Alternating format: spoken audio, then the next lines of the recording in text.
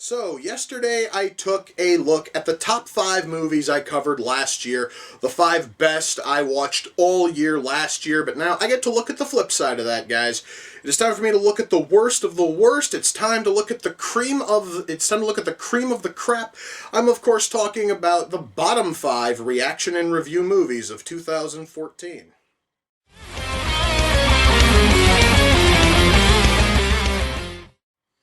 Number 5 was a shot-on-video horror disaster from 2003. I'm of course talking about Sick, Serial Insane Clown Killer. Now, when I went into that one, I was kind of hoping for something cheesy and kind of stupid and sort of fun. Instead, I got this poorly written, ridiculously badly shot, poorly fucking lit, just overall terrible film. And one of the biggest problems I had, guys, was the fact that everything was just so grainy and blurry and shitty looking. I honestly thought it was because the film was poorly mastered when it was put on DVD. And then all of those theories were completely killed when we get the crispest, cleanest shot in the film, which is a shot of two deer reacting to a scream, and that shot was so fucking crisp it almost looked like it was shot in high fucking def compared to everything else. It looked so terrible that it pulled me right out of the film, which honestly wasn't that difficult since we had horrible writing, we had shallow characters, we had horrifically bad acting, we had terrible lighting. I did not touch on lighting, at least I don't think I did. It has been a while since I filmed that one. But there was a scene when the characters were hiding in the house at night, and they were lighting candles so they could see.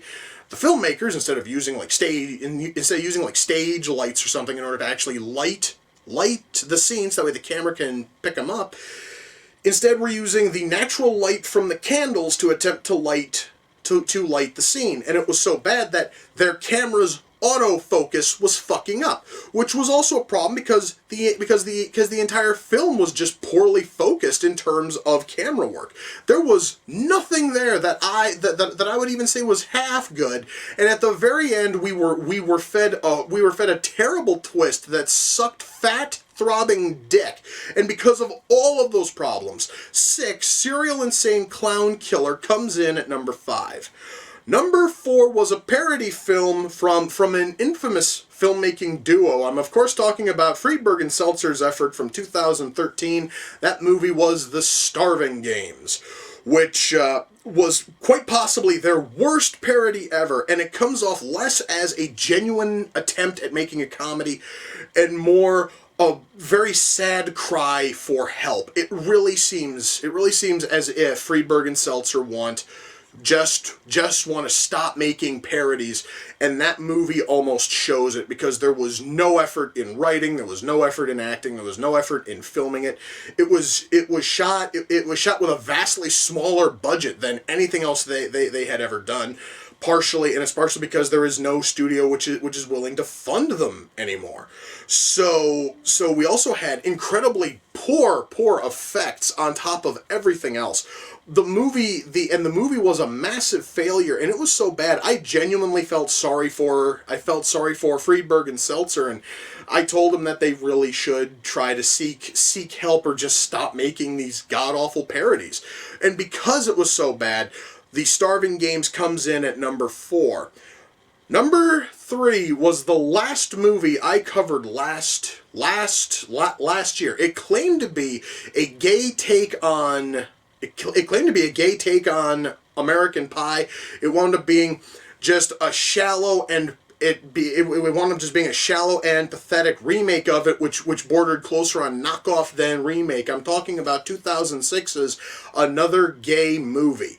A movie that didn't have a single original joke, because quite fucking literally every joke was either lifted from, let's see here, Dumb and Dumber, Drawn Together, Revenge of the Nerds, and of course American Pie. They were pulling jokes from all of those. Never once did they put in their own joke. Every single character was a shallow and awful fucking, stereotype. And there was just nothing there. There was absolutely no fucking effort from anybody to make it work, and because of that, it became one of the worst things I saw last year, and because of that, another gay movie comes in at number 3. Number 2. Number 2 was a vampire fighting film from 2007. I'm talking about Fist of the Vampire, that stupid, insane, insipid movie about vampires and like underground like fight and fucking like underground fights and cage fights, and the story made absolutely no fucking sense. The CG that was used to render bullets essentially makes it looks as if the bullets are fired out of the guns complete with their shell casings.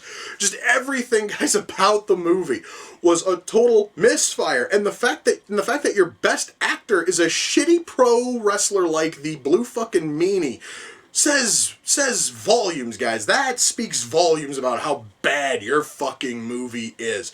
That movie was horrible on every conceivable goddamn level.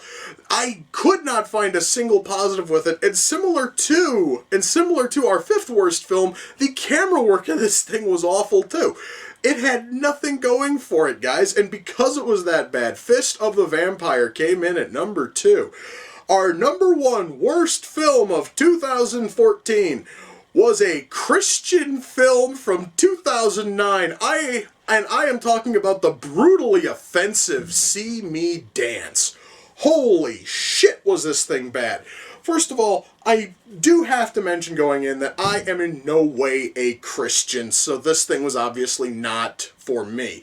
However, I also think that actual Christians would find this thing horribly, horribly offensive. In fact, shortly after I filmed it, I was talking to one of my coworkers who actually is a Christian, and I was telling him about this plot, and he said it is probably the worst message a Christian film could ever fucking give. Guys, that honestly is all that I would have to say about it, is just that even fucking Christians think this movie is shit. But, guys, it gets far, far worse. We have our main character who is able to brainwash people into becoming Christians because she has cancer, because God. It's just, we have that. She also is a massive Mary fucking Sue, and every single guy wants her so bad, even though she's one of the homeliest women I have ever seen, with these massive, massive eyes and her ultra thin frame. She seriously looks kind of sort of fucking, like anorexic. It really doesn't look healthy. So we have all of that. We have dialogue here which is horrible. We have special effects that are just beyond fucking laughable. The worst of which has to be the devil's fucking contact fucking lenses. Because we have the friggin' devil in like 3 scenes, and in each one his fucking contact lenses are a different color. Because I guess Satan's eyes are never the same color twice. I don't know. I don't fucking read the Bible. Perhaps honestly that's in there somewhere. I do not know. The title, as horrible as it is, gets mentioned once because it's the license plate that she wants on her car when she finally gets a car. And the big spoiler is that she dies on Christmas Day holding on to a See Me Dance license plate, because I guess maybe her dad either just bought her the plate or he bought her the car. I don't fucking know, and I don't fucking care. The movie was terrible. It was horrible on every single possible level. We had terrible writing, horrible acting, camera work that sucked, and the message is so brutally and forcefully offensive that there's no way that any human being with any level of ethics or morals could find that thing good. It seriously, guys, it really, guys, is a movie that quite fucking literally militantly went out of its way to suck in every way possible, and it totally ranks as one of the worst movies I have ever seen, much less the worst movie I saw last fucking year. The movie was horrible, and it is because of that movie. Well, actually, guys, it is now it is the back-to-back-to-back tandem efforts of that of that, Devil, and the fucking Life Zone, that I am kind of tempted to never touch another Christian-themed film, because all three of those were carrying heavy, heavy Christian messages. And it was just simply, guys, by horrible luck that all fucking three of those hit 3 episodes straight, so I was kind of sort of screwed. I was kind of left with Christian pig shit for 3 straight episodes, and not a single movie was good out of them. However, though, out of all 3 of them, See Fucking Me Dance towered head, shoulders, and knees above everything else, guys. It was by far the worst thing I watched last year. It was so bad, I'm really tempted. Like I said, I'm tempted to completely ban any and all Christian films from this series, but I really do not, want to do that, because I have noticed that most of them are so fucking terrible that they actually are kind of funny. So I may honestly have to do like a whole month dedicated to those and just see if I can find even more of these disastrous piles amongst them. Anyway, guys, those are the 5 worst, and I know a lot of you are wondering why the hell wasn't Twilight on there, because Twilight was so bad I wasn't even able to finish the series. Well, I mean, I wasn't able to finish the Twilight series. Well, that, guys, is because I also wasn't able to finish the Prophecy series last year, because I watched the 2nd and the 3rd and they were total shit. And the reason why none of those, and the reason why the Prophecy 2, the Prophecy 3, and the first 3 Twilight films are not on here is because they still had competent moments, and they still had decent camera work, or they still had a decent sound mix, or they had actors who were, kind of trying. There was still some level of effort there, even though the final product was shit. Well, at least shit in the case of the, first three Twilights and the third Prophecy film. That, guys, is why those are not on here, is because there was still some level of effort put into the movies. And with these 5 here, there was no effort, and it clearly shows. There was nothing here across any of these films, and that is why they have, and that, guys, is why they have the fucking and that's why they have the distinction of being on the bottom 5, is because they are literally movies with no hope, no effort, and no fucking soul.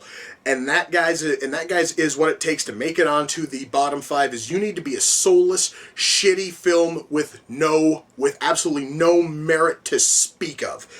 Anyway, guys, with that, I'm done looking back on 2014, and now I can look ahead to 2015, and I'm hoping that this year I see far more good movies than I see bad.